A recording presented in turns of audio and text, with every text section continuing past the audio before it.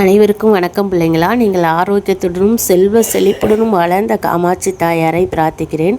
காரடையா நோன்பு இப்போ 14ஆம் தேதி சனிக்கிழமை அன்னைக்கு வருகிறது. காலை நேரத்தில் செய்யலாம். 8 to 9 அந்த டைம் மட்டும்தான் நல்லதாக இருக்குது. அதனால் நம்ம மாலை நேரத்தில் செய்ததே உகந்ததாக இருக்குப்பா. அன்றைக்கி அந்த மாலையில் 6 to 7 புத உரை இருக்குது. அடுத்தது 7 to 8 சந்திர உரை. இந்த டயத்தில் நீங்கள் செஞ்சு முடிக்க முடிஞ்சவங்க செய்யுங்க.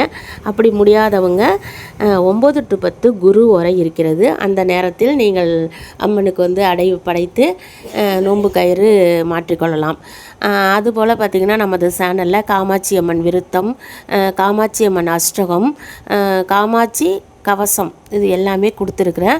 அதுமாரி இந்த நோன்பு செய்கிற முறையும் அடை சட்டி என்ன மந்திரம் கூறி நம்ம படைக்கணுங்கிற முறையும் நான் கொடுத்துருக்குறேன்.